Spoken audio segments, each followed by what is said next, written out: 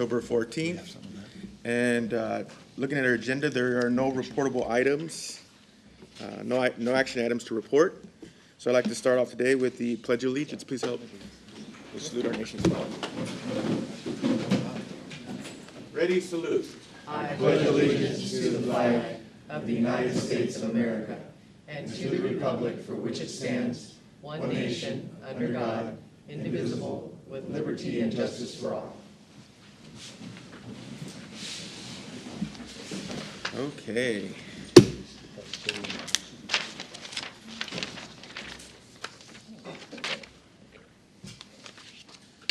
We'll now move on to public comment. Per board policy 2350, any person may address the board at this time, either on an agenda item or other matters of interest to the public that are within the subject matter jurisdiction of the board. A maximum of 5 minutes is allowed for each speaker, with the maximum of 15 minutes per item unless otherwise extended by the board. Is there anyone that would like to speak on items on the agenda? No? Is there anyone that would like to speak public comment concerning items not on the agenda? Okay, moving on to board and executive staff reports. I believe we received an email from our student trustee that he would not be able to join us today. He's traveling. So we'll go ahead and get started with board member reports. Trustee Sherman. I have no report. Okay. I would just like to say, and I guess Ken's not here, but I'll speak for him too, because Ken was there. We attended the Crush event in Tulare, and I think it gets bigger every year. It's crazy, and I think logistically they get better every year. Honestly, I just felt like it was less crowded, but more vendors and more people this year, and lots of. We saw from students working to alumni working to, it was just great to see both communities come together of a lot of people. And it was so fun I think the chamber wanted to have it already in the new trade center that's not built yet. I think that might have caused a little angst and anxiety for some people, but everybody could clearly see it from the yard, right, Brent? It's like they really wanted to go over there. We're like, you have to wait a few more months. But it was exciting to have everybody there and to see the new complex and have them look forward to next year when it'll be complete, and they hope to host the event there. They were very clear, right, Tim, that's where they want it next year. That's what I heard loud and clear, a few people. They're like, next year we'll be over there. I'm like, as long as you clear that with your... I'm sure you haven't given them that okay, but it was a great event, so kudos to the foundation and the Tulare Chamber. I also attended our Ag Advisory meeting, and it's fun. I hadn't been there in a while, and to see that group really work together to get that, to make sure Tulare gets farmed in the best way with best practices, with so much community involvement that goes into keeping that place running efficiently and effectively, and the decisions that are made there.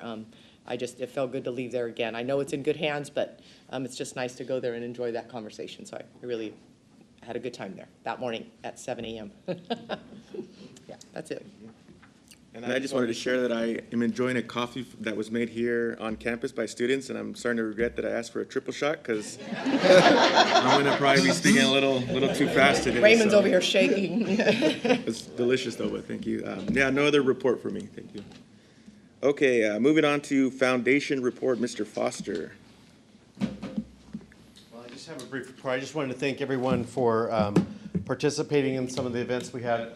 COS over the last couple of weeks has really been represented. We had the Hanford Joint Union High School District Foundation event, the Bourbon Trail event in Hanford the Saturday before last, and then this weekend was just filled with events. We had the baseball tournament. We had the Crush Party, which did go over really well. I hope we can keep just incrementally increasing it, getting people there and vendors there. No one left that place hungry or thirsty, so it was wonderful that way. It is a great partnership that we hope we can do something like that in Hanford and even Visalia. Something like that would be great, but we need partners, and it works really well. So I just wanted to thank you all for all the events, and we were even in Woodlake this weekend for an event put on by Trustee Maclareno, so thank you very much for allowing us to be at that. Like I said, it was just a really full weekend. And Dancing with the Stars, we were well represented by. You're taking the whole report. Okay. Okay. Thank you very much. I did want to call attention, but not so much as to pull it off consent calendar or anything like that. But there is a new report in there called the Commensurate Return Report from the foundation. It is trying to identify the resources that the district provides to the foundation for it to operate, and what commensurate return comes from that, both in hard dollars, tangible benefits, but also the intangible benefits. And so I hope that this provides you with enough information. I have certainly all the backup as where those numbers came from if you should ever need that. And it will just be an annual thing going forward. And special thanks to Tim and his wife, Norma, who works in our athletic office, because we did have 6 or 7 different events over the last 4 days. And a lot of us went to a lot of them, but Tim and Norma were the only ones. Even my wife bowed out last night's event, but Tim and Norma were there for every single one of them. Thank you, Tim. Very good, thank you very much. Next up, accreditation report, Dr. Lacerna. Good evening, everyone. So just 2 quick updates. One is that our institutional self-evaluation report is out right now for review and being presented to the District Governance Senate and the Academic Senate, and it will be here in November for your review and approval in December. So we will get that to you at the next meeting. And then secondly, the ACCJC is putting together a series of convenings called Transparency, Storytelling, and Value Literacy. And it's an opportunity for institutions to get together with the ACCJC and thought leaders in the field to talk about the work that we're doing at the college. And so there's going to be 7 convenings, and it's sponsored by the College Futures Foundation. We are invited on May 1st to Lemoore College, and it will be with all of the institutions in our region. And we have room for 5 attendees from COS, and they have requested that it be administrators, faculty, staff, and trustees. So we would love if one of you could join us on May 1st at Lemoore College, and I will get more information to you through Dr. Calvin, but I wanted to get the date out for you for May 1st. Any questions? Thank you. Thank you very much. Next up, Superintendent President's report, Dr. Calvin. Thank you, President Macareno. I've got a number of things, but the thing that we all enjoyed the most is what we're going to start with after. I've got to do a moment of silence here in just a moment, but we're going to start with new faculty introductions and then hear from our newest division chair. But first, I want to have a moment of silence for former trustee Earl Mann. Many of you know him, and if you did, you'd think of him as like your second grandpa. Just a wonderful, wonderful man. I know he was a teacher at Woodlake High School when Jesse and a few of other employees went through Woodlake High School. He was a trustee here for almost 2 decades. He taught photography here in retirement, and we've been blessed with fabulous board members for the quarter century that I've been here, and probably longer. And all of them have been great with their own strengths, and you describe them all a little differently. All of them competent, but you describe them all a little bit differently. And the one word that I would come up with for Earl was kind. Just a kind, gentle soul, never short on stories, and always had time for you. Just a sweet man. We lost him at 91, I believe. Passed away in Tennessee, where he was living with his daughters. They'll have a celebration of life here in Visalia later on this week, I believe. I believe it's Friday, right? Yeah. So anyway, I just wanted to have a moment of silence. Can I just interject for Yes, 1 second? please. I just want everybody to know I spoke with him about a month ago, and I wasn't going to call, wasn't sure, and I thought I'm just going to try because he had texted back a few times, but I know Earl preferred speaking on the phone. It was one ring, and he answered right away, and he was still sharp as could be.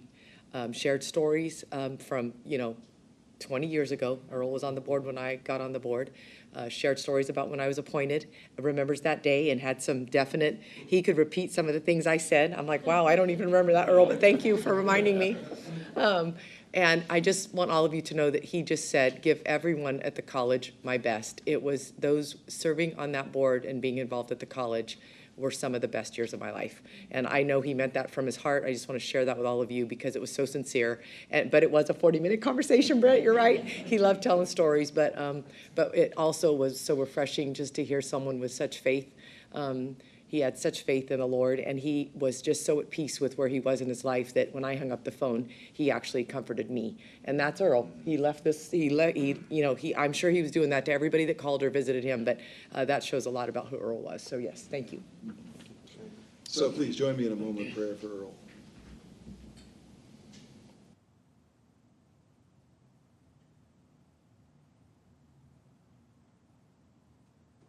Thank you.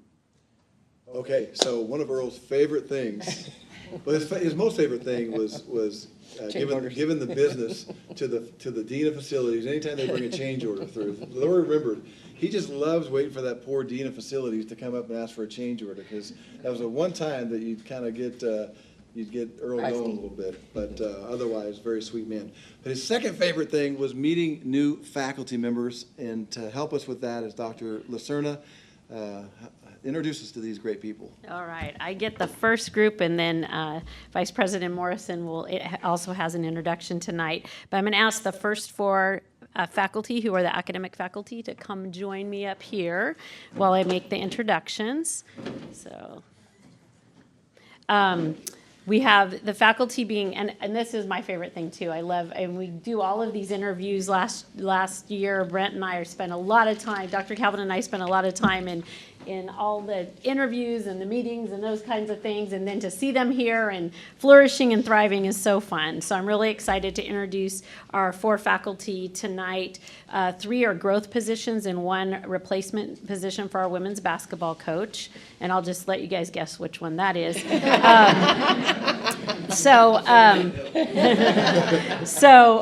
I did want to say the first 3 faculty are from our social sciences division, and our dean, Dr. Jexie Wilcoxon, is here, and our division chair, Dr. Marla Prochnow, is here. So I just wanted to make sure to recognize them and thank them. And so I'm going to introduce our first one, Benjamin Nelson. Come over here with me, Ben. Okay, so Ben is our new history faculty member. Ben completed his BA in history at Cal Poly San Luis Obispo and his PhD in history from UCLA. He also completed an AA in social science at Porterville College, where he even got a chance to take a class alongside his mom, who was going to college after raising her family, which I thought was pretty cool. Ben has been teaching and working in education in some capacity for over 20 years. He began his career as an avid tutor in the Porterville Unified School District in 2000 and has just finished 15 years as a social science and history teacher at Harmony Magnet Academy in Strathmore. During that time, he also worked as an adjunct at Porterville College for 9 years and as a COS part-time faculty member for 1 year. Some interesting facts about Ben. He was born in Porterville and raised in Springville. His parents are Bay Area transplants and moved to the Valley after his dad took a job as a hardware and building supplies salesperson serving Central and Southern California. Ben enjoys hiking, swimming, and cycling, and as a father, he enjoys doing these things even more with his kids, and he admitted that teaching history remains a favorite of all the things he likes to do. So please join me in welcoming Benjamin Nelson. All right, thank you. Appreciate the opportunity to get to meet you all and have the invite. Semester's going awesome. I'm thrilled to be here.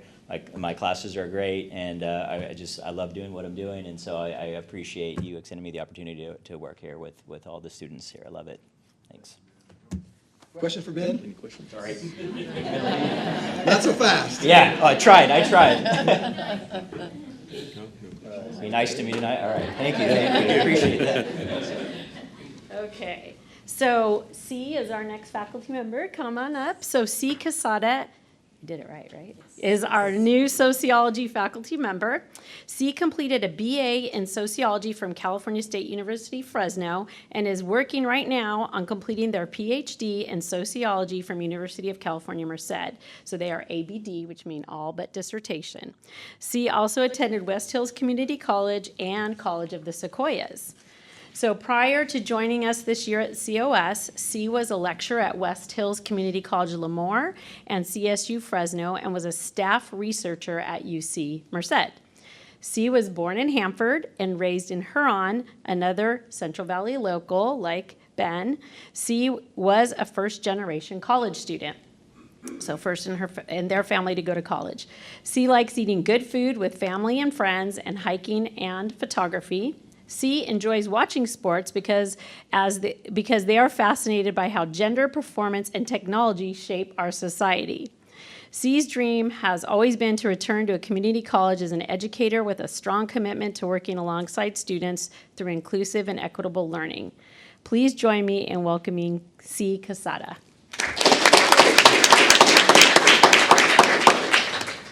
Hi, everyone. I'm really grateful to be here. As I was telling some of my colleagues last week, I've been teaching at Fresno State for about 4 years, and every time I ask students, like, who's your favorite sociology professor, they're always like, Esther Sandoval and Catherine Medrano, the two sociology professors here. So I'm like, I'm in really good company. So I'm really grateful to be here with y'all. Thank you. See,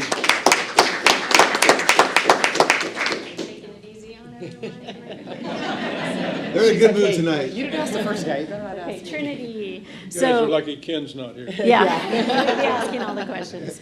So Trinity Gabato is our new ethnic studies faculty. Trinity completed a BA in sociology and film with a minor in Asian American studies from Claremont McKenna College and a master's degree in Asian American studies from the University of California, Los Angeles. So C and Trinity, yes, were there at the same time at UCLA, and at our lunch for our new faculty, they realized they had roommates or neighbors or something, lived down the street from each other in college. So they reconnected at our new faculty lunch. Trinity was born in Berkeley, California, and raised in Alameda, California. Trinity shared an interesting fact that she has a 19-year-old cat, so we can ask her about that. So it was interesting, and I remember this so well from the interviews, that Trinity had met two of our amazing faculty members in ethnic studies at the Community College Recruiting Fair in Los Angeles, and their genuine kindness left a lasting impression on her, and I remember her talking about that in the interviews. And so once she got here and stepping on COS campus, she was struck by the warmth and support from everyone she encountered, and she felt that she could grow as an educator and as an individual in such a generous environment. And she is deeply grateful for the opportunity to be part of the incredible COS community, and we are so glad that she chose COS. So please join me in welcoming Trinity Gabato. Thank you so much. I'm, just like Ben and C, just super deeply grateful to be here, to learn every day from my students and the other faculty in ethnic studies and other departments, and just feel very lucky to be in such a warm environment. Coming from Los Angeles, that feels a little bit, a little different. So very grateful. Thank you. I do have a question. Although Yes. you may have just answered on your last sentence, but since you weren't born and raised in this area, Yes. what has been the most significant observation you've made moving to the Valley here, or something that sticks out to you, being in Visalia now? I think everyone's kindness. Greg Sherman showed me where to go today, and I think I'm just very lost all the time. We say that about Greg sometimes. So everyone has been very helpful in guiding me, and Professor Lucy in economics gave me a whole list of things to do in Visalia. So many faculty. Jesse has also been, Dr. Wilcoxon has also been so kind in giving me suggestions and just being warm, and Marla as well. And just a very different environment than maybe LA or the Bay Area. So Good. I Well, appreciate welcome. it. Thank you. Thank you. So So Tyler, come on over. You were right. You guessed. He is the new head women's basketball coach and physical education. Look at Tim. Here we are. I'm used to this because it happens every time I stand next to Brent.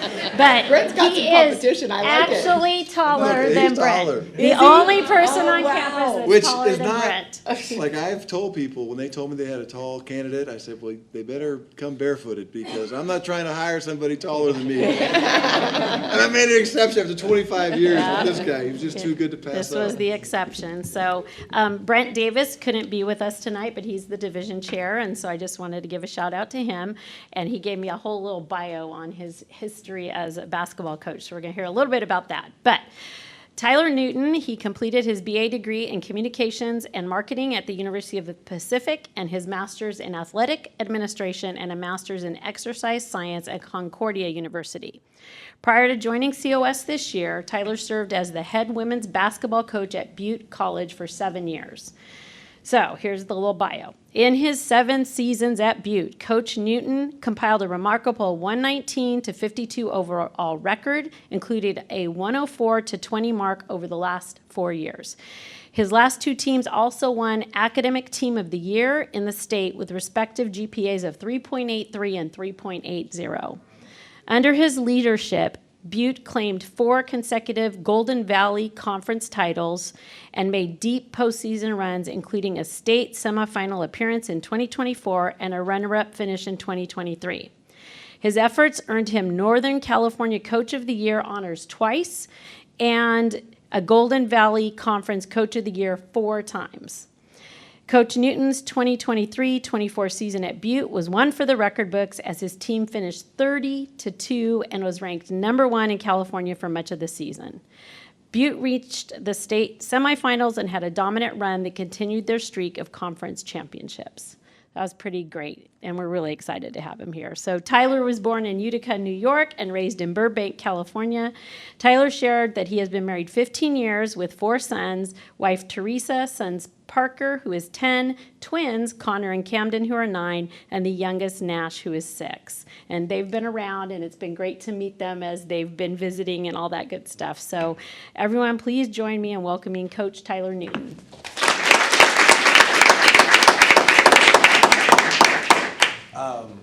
You know, if you're a coach, you don't need the microphone, so you just sit there loud. That's right.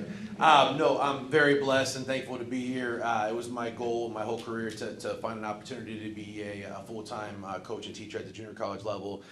Worked really hard the last 7 years to try to earn the opportunity, and was very, very fortunate and lucky to be able to come and interview for this and get this opportunity. Been in Chico for like 15 years, and I'll tell you, since I've been here, it's been phenomenal.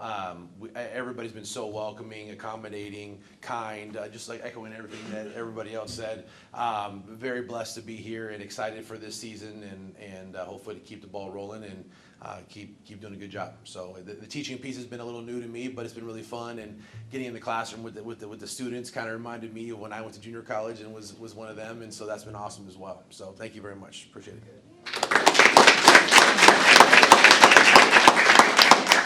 You play ball.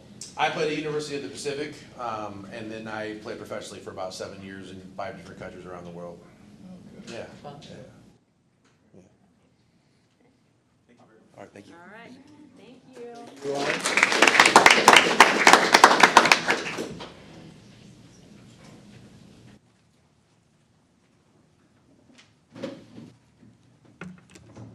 Good evening.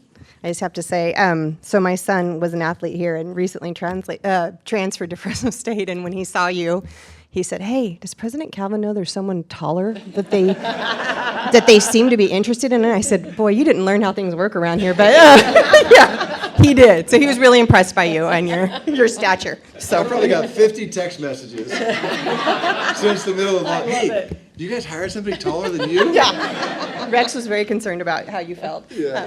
Come on up here. So I have the privilege of introducing Chong Yang. And Chong and I got to go to lunch a few weeks ago. It's been a few weeks. It seems like a lifetime the way this semester's been going. So we kind of got to know each other, and it was really, really nice to meet. One thing I didn't share with Chong at that lunch, and I don't think your director is in here, but I see Laura will know what I'm talking about. The Access and Ability Center had a replacement counseling position, and the counselor who retired was also a learning assessment specialist, which means if someone comes and does not have already a clinical diagnosis, then this counselor has the ability to assess on the spot, which requires a whole different level of education and certificate. So when that individual retired, Lindsay, our very charismatic director, if you've ever met her, was very upset and distraught that we would not find a unicorn. And she kept referring to, I need a unicorn. And if they're not out there, then we can't hire. And there's not a unicorn that would have these, and I'm sure you can see that she's called you the unicorn. Well, so that's, when Lindsay calls someone a unicorn, to her, that's like everything. So we went into interviews very nervous about this unicorn and came out with a unicorn. And so, and Lindsay's like, there's a unicorn in there. And I can see after having lunch with you, you're a very special Chong, not a unicorn. But so here's some interesting things about Chong that I found very interesting when we had lunch. Chong is native to Fresno, grew up here, was raised here, but went to Brown University in 2013 for her undergrad in sociology. And we talked about kind of how scary that is as a first-gen student from the Valley, just to take off and head over to Brown University and what you learn about yourself as you get kicked out of the nest, so to speak. She went on and did her graduate work in rehabilitation counseling at San Diego State. She served at San Jose City College, Merced, Clovis, and now we are so fortunate to have you. One of the things I asked Chong when we were at lunch is, okay, you've only been here a few weeks, what's your favorite thing? And right off the bat, she said, the trees, the facilities, like it's clean, it's nice, you can just go on walks when you're stressed, and like the students seem to feel the same way. There's just students everywhere in the quad and hanging out. So I thought that was just a really, really cool thing that you noticed right off the bat and loved it. She also added that our food program in the cafeteria, just the discounts to students and how nice that is and the retention that keeps students on campus because we offer that. But I thought, wow, you noticed all that in your first 2 weeks. That was pretty amazing. Her hobbies are collecting plants and attempting gardening and attempting to keep them alive, is what she said. And we're just really, really fortunate to have you with all of your experience. And it's really nice when we get someone who has worked, especially in counseling, especially in disability counseling, that has experience at different colleges where we can get new ideas and how things were done. And I shared with Chong, we are very interested in how do other people do it, what are the pros and the cons. And so it's really nice to have someone from the community but from other college and have those experiences join our team. So we found the unicorn. We're thrilled to have you here, and please welcome Chong. Thank you everybody for this opportunity. Like Jessica shared, I honestly don't know where I was heading. I had the opportunity to go to Brown, and I told my parents, well, I'm going to take it. And they're like, are you sure? Because, you know, my parents are Hmong refugees. They worked in the fields. I worked in the fields. And I had a really good counselor in high school who helped me. And that really started my journey as a counselor, you know, going to Brown. Emma Watson was there when I was there, and so everybody was like, here's like, give a paper for an autograph. I'm like, no, I'm not gonna bother her, you know. So yeah, just having many opportunities at Brown, and then coming here to really find where I want to be, and working at the community colleges where I see myself, and you know, having to work with students who are similar background has been really great. Kind of starting from the bottom as a classified professional really helps me to, you know, learn from bottoms up about community college and just everything, and, you know, being a counselor. I love learning. I don't see myself doing a PhD program, but who knows, and I'm really glad that one of the pluses is being able to take classes here, because I'm pretty sure I'll take everything that I can.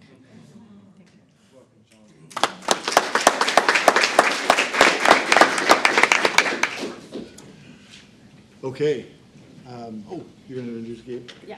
Perfect. Is that good? Yes. Okay. So we also have 3 new division chairs this year, and you'll be meeting one of them tonight and the other 2 in November. So Gabe Giandrea is our brand new division chair in business. Also, just Dr. Wilcoxon's area, he's the dean. I don't think your division chair is here. I mean, you are the division chair. Yeah. So Dean, Dr. Wilcoxon, new division chair, Gabe Giandrea. So I'm Gabe Giandrea, first-time division chair for the business division. I started here at the college back in the spring of 2006. I was hired on as a assistant coach for the football program, and then in the fall of 2006, I was brought on as adjunct faculty member for business, and then in 2015, I started full-time. Best part about all that, though, is I was a student athlete here at COS before all of this. So thank you to what you all do because we can get here. So I appreciate that. Thank you to all of you guys. I primarily teach business statistics, quantitative methods, and business math. So I teach our students the math that they need. A little bit about our division. So we're broken up into multiple departments, about 4. We've got business, computers, accounting, and paralegal. We're made up of 9 full-time faculty, 12 adjunct faculty, and what's nice is we were able to bring on 3 more. We interviewed over the summer. They should be starting 2 for sure in the spring of 25, and 1 more we're hoping for the fall of 25. We've got an internship program. Paralegals got internship and pathway to law school. Unfortunately, I don't have any data on that, any numbers to provide you, but some goals that we have with the changes we're experiencing with the state and changes with the curriculum. Our division has seen a little bit of a decrease in demand for our classes for students that are outside of our major. So we're trying to look in to see if we can increase our exposure to those students to help increase the demand for what we offer.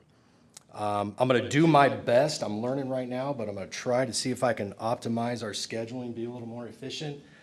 Days, times, even locations. I think right now we only have 1 class in our division that is on the Tulare campus. I believe it is face-to-face. I think it's accounting. We have 1 on the Hanford campus, and that is a hybrid class. And I believe that's a Comp 5. I don't know that for sure. And then finally, our last goal is we need more help staffing. We hired a new instructor 2 years ago. She's in her 2nd academic year, and since then we've had 3 retire. So we're down 3 full-time faculty. We're all spread pretty thin, myself included. So if we could get 1 of those back, that'd be great. You know, just help us out in our division to kind of offer just a better quality education for our students. Thank you.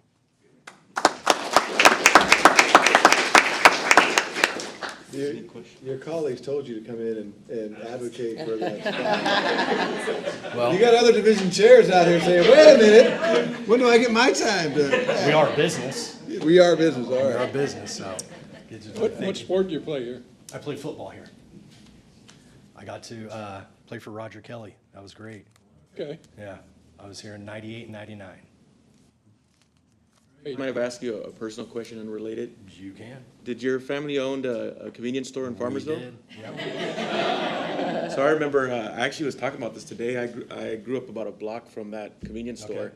I remember going there to play video games in the back. Oh, You had some, Yeah. it's funny that I was just talking about it like a couple hours ago, but I remember you wearing your Redwood Letterman jacket and. Yeah. Yeah, I was pretty proud of You my were- accomplishments. Yeah, it's all it was about 30 years ago, but. Yeah, that's He where I still spent wears my- that jacket. Yeah, sure. Spring breaks, working, all my Christmas breaks, yeah, summer, unfortunately. We've got a good work ethic out of it. Yes, you did. Good business skills as well, Yeah. too. Very good. Thank you. I appreciate it, thank you. Thank you, Gabe. Okay, so I've got plenty more to share, but how about we just pause for a moment or two and let our faculty and new division chair leave if they choose to. I'm not kicking you out, but I know you guys have other things to do besides listen to your boring president talk about stuff, so. Free Look pass. at Gabe. Gabe's Free gonna pass. Gabe can't wait to get out of here. Yeah.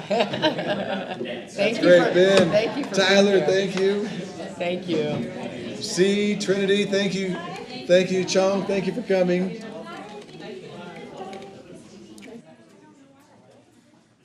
Thank you for coming.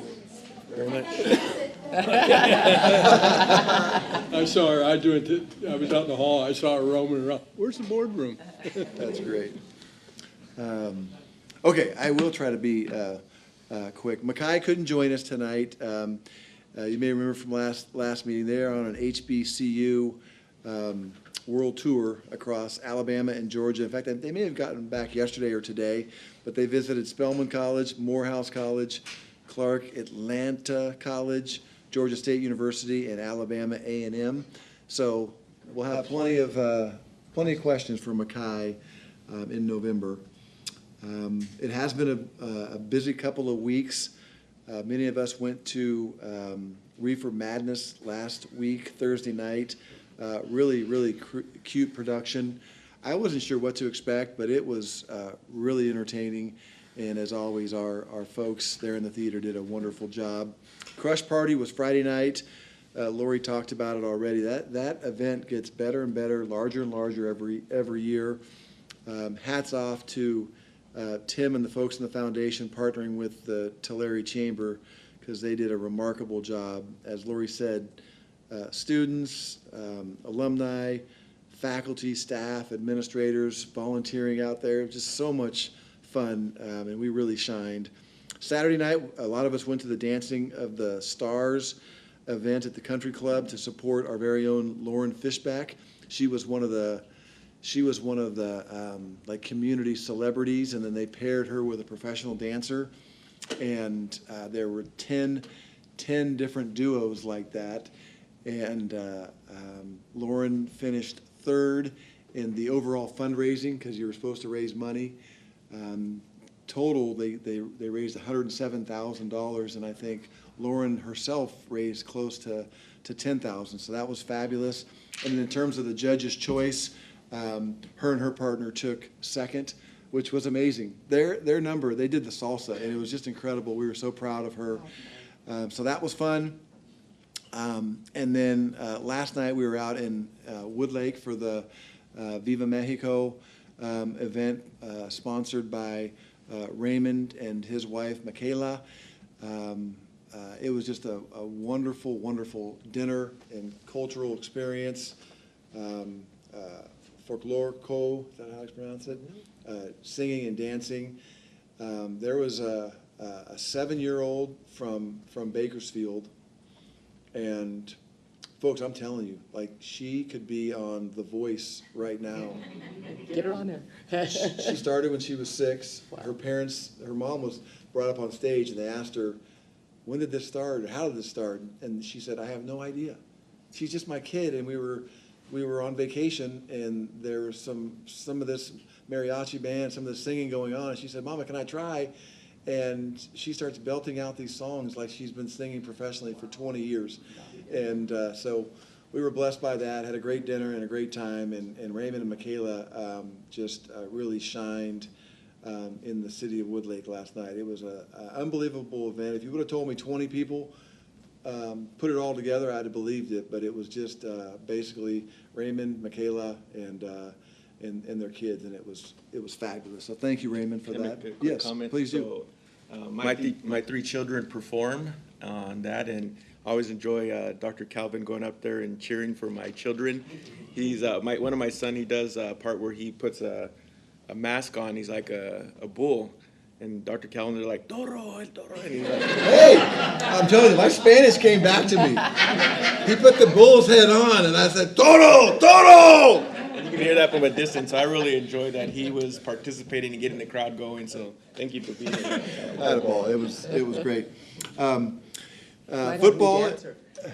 Football is on a hot streak. They're 4-2, and we start conference play this week. So 11 a.m. in the stadium against Sac City. If you can make it, come on out. Should be fun.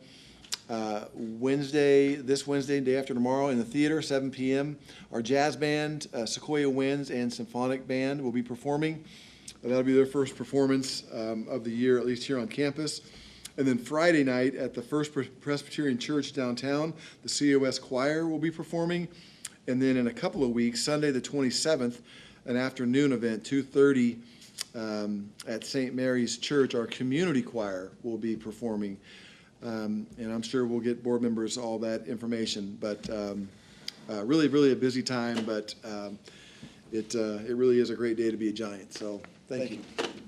Thank you very much.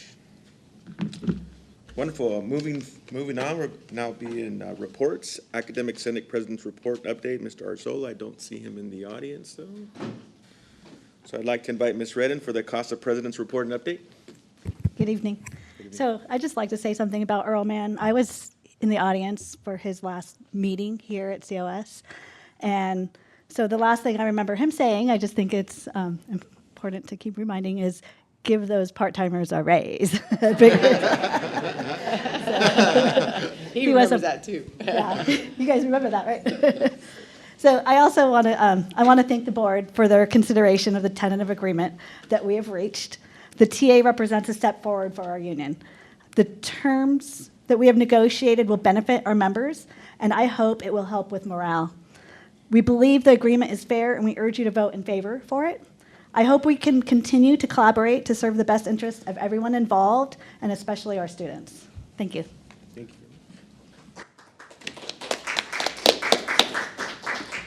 Next, I'd like to invite the CSEA President for the President's Report, Ms. Kane.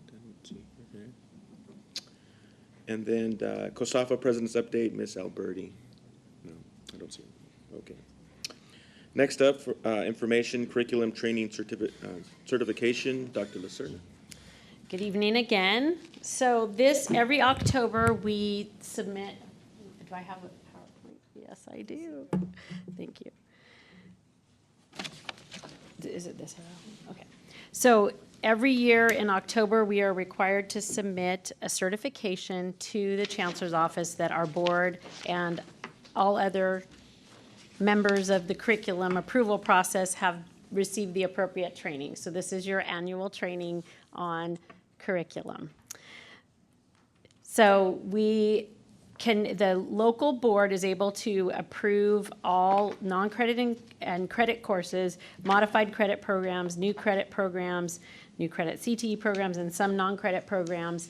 We do not have to wait for Chancellor's Office certification if you approve it and we've gone through this training. So this is where we are here at the point where we do the curriculum chair certification that everyone's been trained. So basically what that certification that we submit this month is that we are doing all of the following, so that we have the programs are signed by the appropriate people, that we have the right course and unit hours, and then the bold, that the college district course outline of record has been approved by the district governing board, that we have local policies, work experience, credit and non-credit programs, and that they match the requirements of the Chancellor's Office. And then what's happening today, the mandatory training is completed for curriculum committees and responsible administrators regarding curriculum rules and regulations to align with Title V. So that's what we're doing today. So all of the curriculum has to be submitted to the inventory for chaptering, but anything that's been on the current earlier list can get automatic approval, and with this certification, it allows us for a quick process to get curriculum approved. So we have a couple of board policies and administrative procedures. All the 4,000 that we've been approving over the last few months are related, several of them are related to the curriculum review process. And we also have 5-year and 2-year program approvals. So career technical education programs are approved every 2 years, and other programs are every 5 years.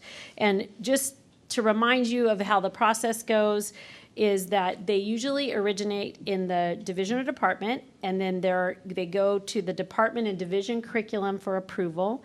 Then they go through a curriculum committee technical approval and review. Once the curriculum committee approves them, they go to the academic senate for approval, then to the board of trustees forward to the chancellor's office, and once we get the number from the chancellor's office, they go into our catalog and can be scheduled.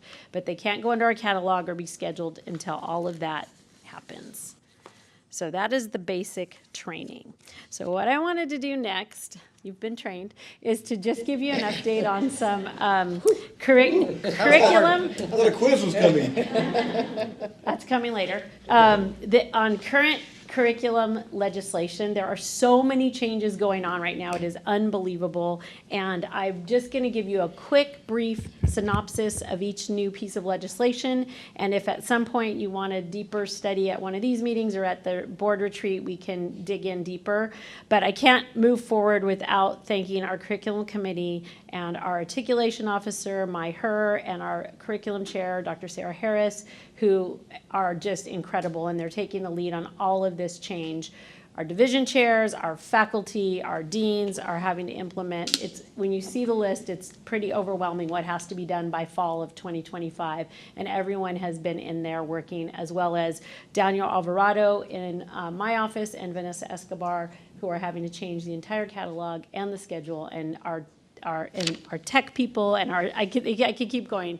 Admissions and records are everybody's working on this because it's a huge project.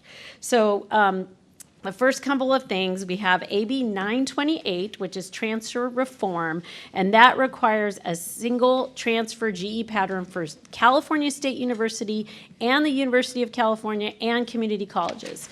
So we used to have like the ADTs and the tag agreements. Those will still exist, but now we have one program. So instead of it's called CalGETC. Instead of we had one transfer pattern, iGETC for the UCs, and we had another transfer pattern for the CSUs. Now there's one. So you do one CalGETC, and that gets you into a UC or a CSU. So that we have a task force that is working on that, on the implementation, and that all has to be completed by fall 2025. So we have to submit our courses and get them approved by the University of California, Cal State University, all by fall of 2025. The updates to the Title V regulations have been approved by the Board of Governors, and we also have completed approval of an updated local GE pattern that matches the framework that will be going through governance for fall 2025 implementation. I know that was a lot of information, so that is the first one. And we'll keep going. The next one, AB 1111, is called Common Course Numbering. And this one requires the California community colleges to adopt the same number of courses that are for GE and transfer pathways. So phase one has begun, and that has to be done by fall of 2025. There's a common theme here, but full implementation by fall 2027. So the first set of courses, there are 5 courses, and they are on, I believe they're all on the curriculum approval report today. And the main purpose is that if you're taking English 1 at College of Sequoias, it's the same class as English 1 at West Hills or Porterville or Los Angeles or San Diego or Sacramento, wherever. English 1 is English 1. However, they've renamed the course, so English 1 is now English C, for Common Course, 1001. So we have to change all of our numbers in the catalog, in banner, in the schedule, everywhere else, and explain to students that you no longer are taking English 1, you're taking English C 1001, which will be the same number at all community colleges. So if that wasn't confusing enough for everybody, we've completed our first 5 that have to be done in fall 2025, and then they'll be sending through more and more and more. And I know we've got a lot of faculty here. It has been an incredible lift on everybody. So they're working hard and getting it done. So we have a task force on Common Course Numbering. We've been given a budget to help support the work of our faculty and our staff and everybody else, our tech and everybody else. Okay. The next one is AB 1705. You guys have heard about this a lot. It's been going on a long time, but each year they're changing and adding new parts to that law. And so this one now is that by fall 2025, any student enrolled in a STEM pathway, so math, science, technology, engineering, and math, must be placed directly into calculus. They cannot take pre-calculus at the college before if they are a STEM major. So they can have support courses, and the support course that we have approved is in your packet for approval tonight. And so the math department has updated their placement procedures and developed a support course for Calculus 1. And it has been an incredible amount of work. I know Tracy's here, and it has been a huge amount of work for that entire math department. They've just, every year there's a new change. And so all of that's going through, and we have to change the registration and what's in the background of banner every time, where students can get placed when they come in. So it's a lot of work, and they are, that part is also in your packet today. So more to come on that, I'm sure. And so initiatives for fall 2025, we have the CalGETSI, the Common Course numbering, phase 1, the calculus placement, the local G updates, all for fall 2025. And so all of our degrees are going to have an updated GE requirement, and we have a ton of task forces working with all of the challenges, including communication with students, all of the making sure we're adhering to the legislation. And again, I just have to get a shout out to Dr. Sarah Harris and her who have taken the lead on all of this work, and it's pretty monumental. So those are the main initiatives. That's a lot. I know it's a brief overview, but at least if you hear those phrases as you're doing your work, you'll say, okay, we know what that is, and we can dig into them deeper at a later time. That is your official curriculum training. I'm glad to see they made your life easier. Yep. Once implemented, it seems like this has probably been long awaited by a lot of people, but it looks like they have to rush it through, but there's really no other way to do it, right? If they're going to if everybody's going to be on the same page, they got to do the renumbering at the same time, which means all these other things have to happen. So, yeah, man, I sure hope it's worth all the effort, but it seems like it's going to streamline and make it so much easier for students to understand that this English isn't that English, because that seems to be the biggest complaint of parents. Yeah, and I thought they needed this, but they needed this. It should be. I thought they didn't need a prerequisite, but they do, and now they can't get there. So it sounds like this is going to be a big help, I hope. And they don't change their mind in 5 years and do something different. Yeah, sometimes that can be the Let's hope case. There's longevity behind this. We hope so. Not all of it makes a ton of perfect sense, and it's interesting that at the different meetings we've been to and conversations that we're in, that we are way ahead. We are so lucky at the faculty that we have, because there's other community colleges like, you have a task force for what? You're already doing that? I'm like, yeah, your stuff needed to be done already. So we are on our way. We're ahead of the curve. We're getting it done on time. So. Which means you're probably going to be asked to go speak at some conferences now again. Probably. I'm sure Dr. Harris has already done so, as has my. Thank you. Any other questions for Dr. Lucerna? Thank you. Thank you very much for your presentation. Next up is consent calendar. All items listed on the consent calendar are considered routine and will be enacted by one motion. An item may be removed from the consent calendar at the request of any member of the Board of Trustees or any person in the audience, and considered a separate agenda item. We have minutes of the previous meeting, personnel report, payment of bills, 2024 working budget approval, curriculum, new modified and deleted, approval of equal employment opportunity plan, out-of-state travel request, and then COS Foundation report. Are there any items that would like to be pulled for and considered as a separate agenda item? If not, I will entertain a motion. Move we approve. Motion by trustee Sherman, seconded by trustee Cardoza. All in favor say aye. Aye. Aye. All opposed say nay. Motion carries. Okay. Next, action item, ratification of tentative agreement reached between the district and CSEA on a new collective bargaining agreement. Mr. Branch. Good evening.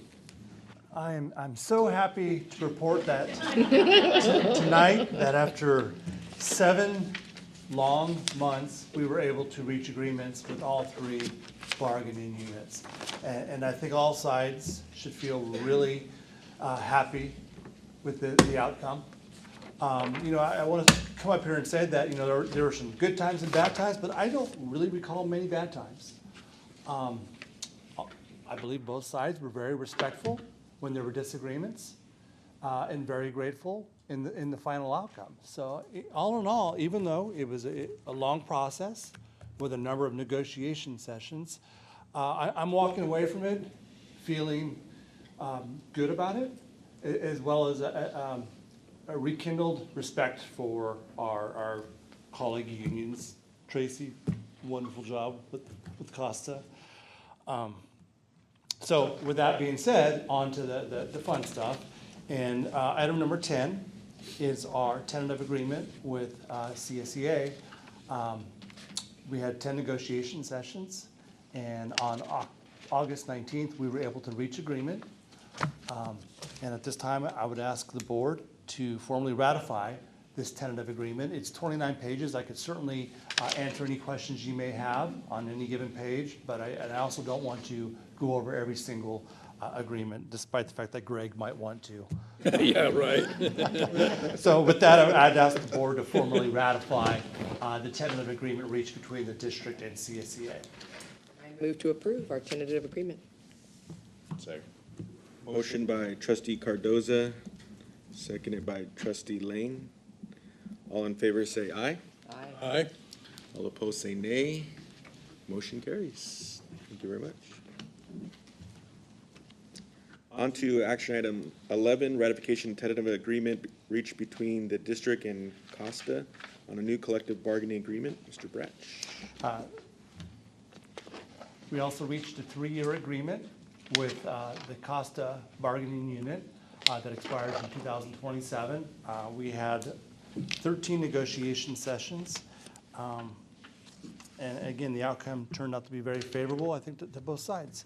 So at this time, I would ask the board to formally ratify the tentative agreement reached between the district and Costa. So moved.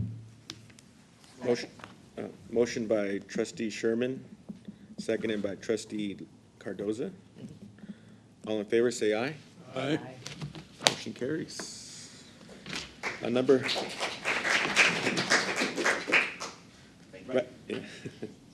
Ratification of tentative agreement reached between the district and COSAFA on a new collective bargaining agreement. Mr. Bratch. With COSAFA, the district and COSAFA met a total of 12 times and reached a 3-year agreement that expires in 2027. I want to give special thanks to Danielle Alberti, the COSAFA president, who was very key in putting together this 70-page agreement. Without her help, I'd still be struggling keeping track of everything that we agreed to. So I do want to express my appreciation towards Ms. Alberti. But with that, I'd also ask the board to formally ratify the tentative agreement reached between COSAFA and the district. Second. Motion by trustee Lane, seconded by trustee Sherman. All in favor say aye. Aye. All opposed say nay. Motion carries. If I could just interject for a moment and dovetail in with what John said, thank Tracy and her team, President Katie Kane and her team, as well as President Alberti and her team. This, I think I said it maybe at the last board meeting, but this work is never easy, because by the very nature of a negotiation, sometimes you end up on opposite sides of an issue, or at least we're required to like negotiate on it, and you're dealing with, or you're negotiating with, many times friends, all the time, good colleagues, and it is difficult work, and it stayed very professional, and I think both sides were able to share their views, and I think we all walked away not only with a good agreement, but with a better understanding kind of some of the challenges and things that we all face. So hats off to you, Tracy, and to the other presidents on a job well done. And I also want to just thank our team. Brent Davis jumped in on one of the groups, and the 3 vice presidents were present for almost all of the meetings. Just did a fabulous job. We get a lot of support from our fiscal folks as well, payroll and just the fiscal office running numbers for us, so that's very much appreciated. And most of all, I'd just like to thank John Bratch, because he is the one person, and everybody I just mentioned, he's the one person that's in every single meeting. And he's the one that has to take great notes. He just does a great job. Thank you, JB. We all appreciate you. I'd like to make any additional comments? No, just happy that we're at the place we are, and, you know, glad that there seems to be a general, let's see, greater than acceptance. You know, it's more, you know, sort of an appreciation. So it's nice to be able to support something that you know, that people are in agreement with. I'd like to extend an appreciation as well for Dr. Calvin and his team to working with our partners to help, you know, keep the focus on improving the lives of our students. That's what we're all here about. So thank you guys for all your efforts. Moving on to number 13, approval of increase the medical cap for management and confidential employees. Mr. Bratch. At our August 12th board meeting, the board increased the health cap for managers and confidential employees. We raised it a couple $100 to $18,408 per year. In hindsight, if we would have just held off for one more month, we would not have had to have that increase, because a couple of weeks after the board raised it, the district did agree to raise the health cap for classified and full-time faculty members. And the amount of increase agreed to during negotiations was $18,540 per year. At COS, we'd like to align all of our health caps with one another, so one group is not getting more and one group is not getting less than the others.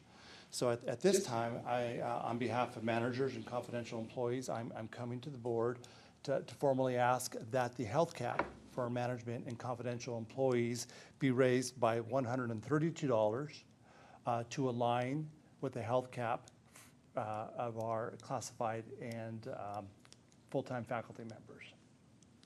So moved. Second. Motion by trustee Cardoza, seconded by trustee Lane. So there's no discussion. All in favor say aye. Aye. All opposed say nay. Motion carries. Thank you very much. Next up, purchase of real property, resolution number 2024-17. Mr. Perez. Good evening, Board. I heard Superintendent President get on Tim, so I'm not going to steal your thunder tonight. I'll introduce it, and then I'll defer to you. Resolution 2024-17 is a industrial park property that we are looking at as a district to move the Training Resource Center, and I see Jorge and I see Johnny here in there. It's a 6,000 square foot industrial building. They're currently renting a building right now. We're looking at purchasing it at $1.2 million. Appraisal is at 1.4. We are in the works at 1.2. And I'll kind of give you an overview. You kind of see in the background how much TRC would pay, $7,500 a month. They'll be responsible for all utilities, maintenance, and modifications of the building. I think it works well for your program, and as you expand. They met with President Calvin and Byron on facilities to see what it needs in modifications. And if you would go to page 5 or 6, I give you a little overview of there's the facility there, built in 2020. It's vacant right now, and if you go to the next, again, that's not pretty, but 1.4, if you go back to the other one, it kind of gives you an overview of what it is. Shows parking, lot parking on-site and parking off-site. Just a lot of meets the needs of the TRC with the expansion of that program. And from there, I'll defer to President Calvin if you want to add some other information on that. We were able to brief the board in closed session, but happy to answer any questions you might have of the building now. But we were impressed. It shows like it's new. And we heard Jorge's presentation a board meeting or two ago And they're thriving right now, could really use their own facility. We think this is a great solution, and I think at the price point, we could change our mind in 6 months and be able to recoup our money at least. It really is a nice building.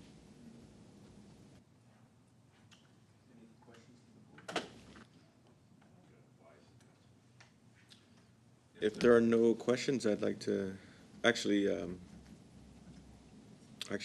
do have to. Oh, yeah, I ask for a move we motion. approve Yeah. Resolution 2024-17. Second.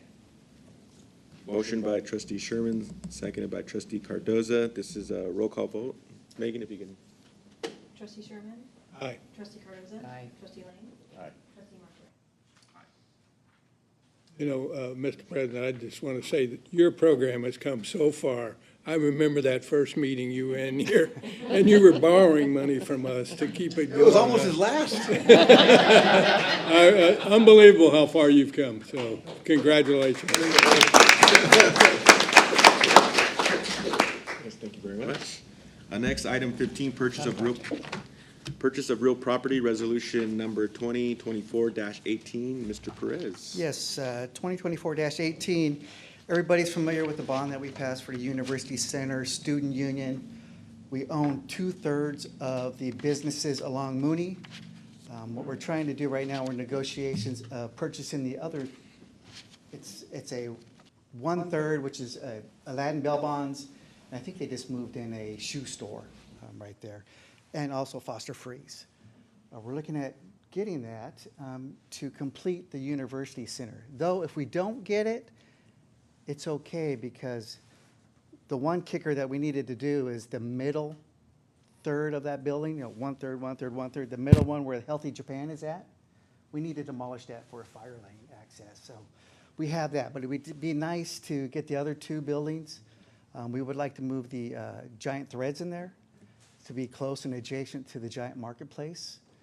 Again, we have no desire, or Zach has no desire to run Foster Freeze. But again, we would lease that out. It's currently being leased out. We'd probably lease that and get some revenue off the sales of that. Did you get to the restaurant? Didn't they have a lease or something? You got them to move it?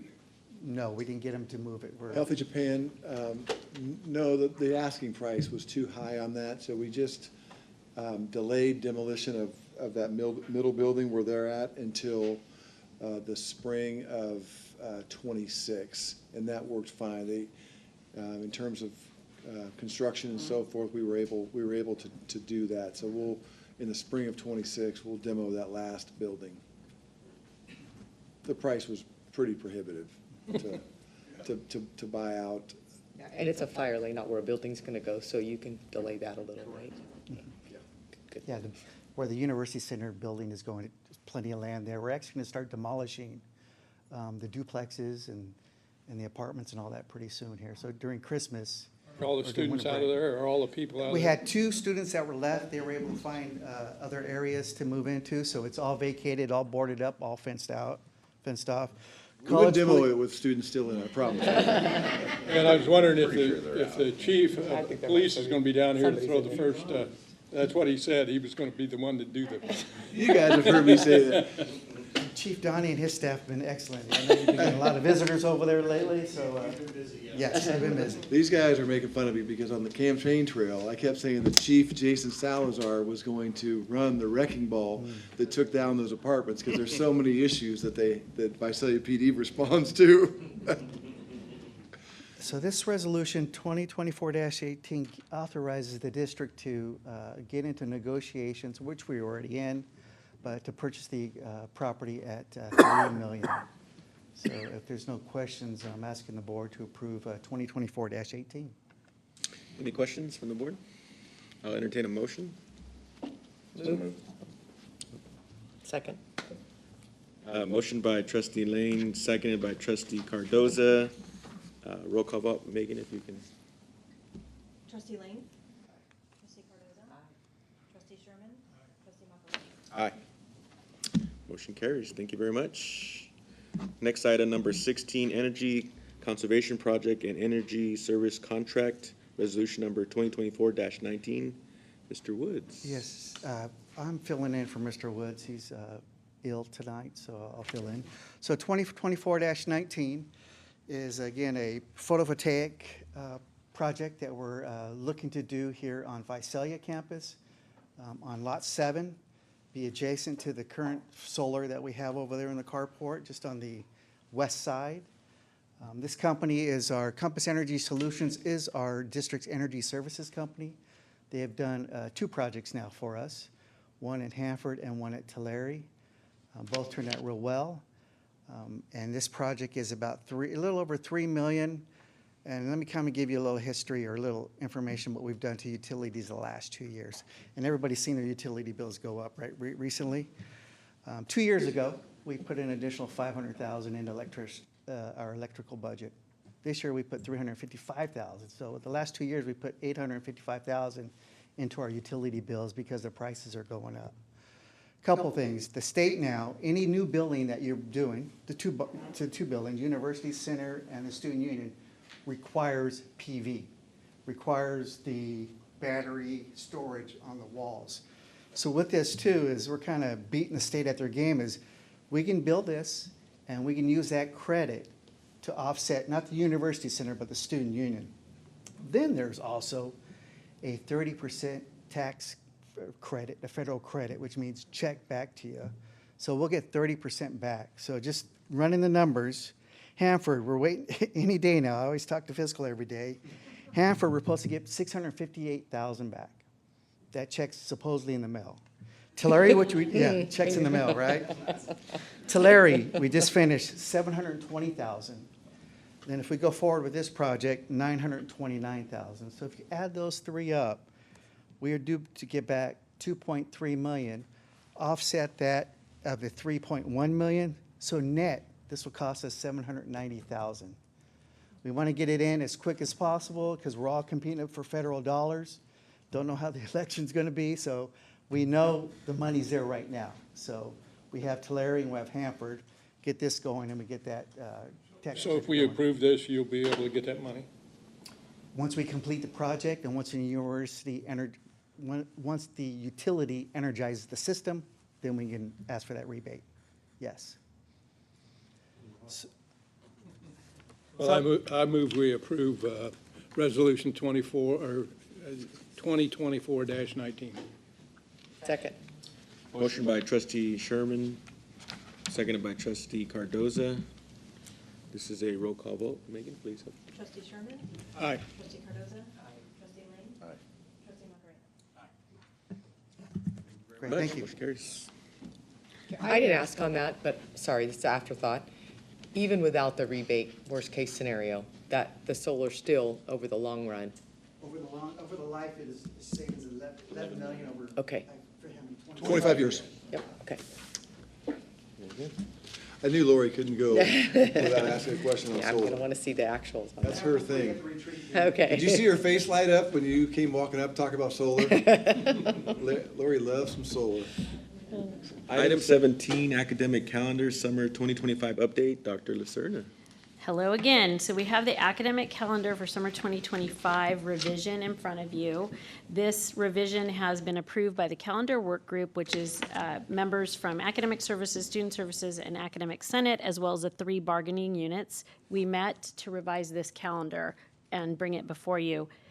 This was also approved by the district governance senate after the calendar work group. So we had already established the 2025 summer calendar based on the information we had at the time regarding the new base for apportionment. So the apportionment base for 2025-26. And we weren't sure because all of the variables weren't out there yet, and we didn't know what our FTS was going to be. So we had set up summer session 2025 really early so that we could count it in the current year, most of the sessions in the current year, which puts a hardship on our staff to have to roll a session that quickly and those kinds of things. But in the end, with work from our enrollment management team, with all of our fiscal and all of those folks, we realized based on where we are right now with FTS, we do not need to make that adjustment to the summer. So we want to move it back to a more traditional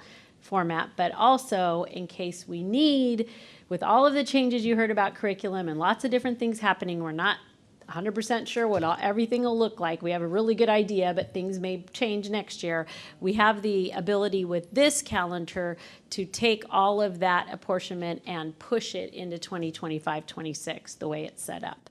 So with a lot of feedback from everybody, conversation with the calendar work group, our enrollment management team, we have approved with the calendar committee and district governance senate this adjustment to the summer 2025 calendar and are asking for your approval. Questions from the board? So moved. Motion. Second. Motion by trustee Cardoza, seconded by trustee Sherman. All in favor say aye. Aye. All opposed say nay. Motion carries. Thank you. Thank you. Last item, number 18, board policies, first read. Dr. Calvin. 3 BPs, 4226, multiple and overlapping enrollments, 4231, grade changes, and 4240, academic renewal. Happy to answer any questions you may have about them, but pretty much just procedural, how we get things done regarding these three areas. So from what I can see, no changes were made, right? No. No, okay. I wasn't sure if nothing was added, even if you added, be bolded, right? Just confirming. Okay. So we have to move this to the second reading? Yeah. Correct. I move that we move it to our second reading. Motion by trustee Sherman, seconded by trustee Cardoza. All in favor to move this to the second reading, say aye. Aye. All opposed say nay. Motion carries. A comment or a question, I guess, maybe a comment, on academic renewal. It's interesting to me that I presume that our superintendent president uses great discernment to determine why someone that used to turn left all the time now turns right. I mean, it's an interesting concept to me that we can just disregard the fact that we have a history of non-performance or poor performance or whatever the case might have been during that circumstance. And, you know, and I can imagine that there could be, you know, a life circumstance that would have driven that, but wow. To erase that and give a, you know, a redo is pretty significant to me, because it potentially subjects everybody out there and all the other students to distraction, if nothing else. If you'd like, we can get you the administrative procedure so you can see it's not something that we just make on the back of a napkin just because we want to. But there is a process for it, and there are instances where it makes some sense. A lot of it kind of determined by, okay, so since that, what's happened since that time? And what have you demonstrated since then to kind of back up what you're saying happened you know, years ago or whatever. So I hear you, but it's not maybe quite as bad as I think our minds let us think. There are some really compelling reasons for academic renewal, and this allows us to do some of that. It's not something we take lightly either. We take it really seriously. How often would you say you have to exercise that, or have you? Academic renewal, Jessica? Yeah, it's, just to be clear, it's just for, it has nothing to do with conduct, because I know we had to kind of explain that in some of our meetings too. This is strictly grades, but for example, you can have someone that came straight out of high school and failed poli-sci, math, English, like the whole 12 units, and comes back a year later and goes, yeah, I was first gen, I had no idea what I was doing, I came the first day of school, never got my books, didn't sign up for financial aid. But just so it's clear too, and the administrative procedure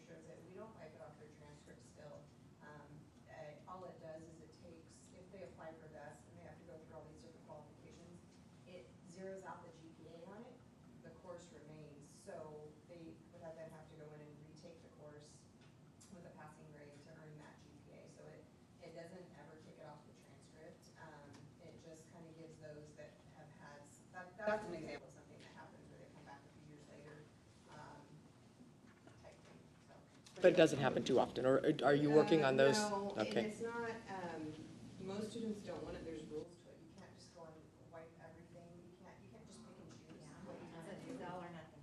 Oh, got it, okay. There's a lot of ramifications, like, it's very counselor guided and not really used that often. Okay, good to know. But for the students that really do need it, or maybe they had a medical something with a family member and didn't know about our drop policies because they were brand new, it gives an opportunity to go. Fresh start. Yeah. For that opportunity. Understood. I just want to add that administrative procedure is going through the governance process right now, and it's been 2 months in the hands of admissions and records, and all of the student services folks, the academic folks, and everyone's like, we've been working really hard to make sure that it's a fair process, but also Not misused. Yes, exactly. So we've been spending, although there's no changes here, the administrative procedure that goes along with that has a lot of very specific changes, and student services folks along with the academic services have done a great job in really making sure it's a clear process. Very insightful. Thank you for the explanation. Thank you, everyone, for being here today, and I'm sure we'll see you on campus at the many events that take place. If not, we'll see you next month. Meeting adjourned.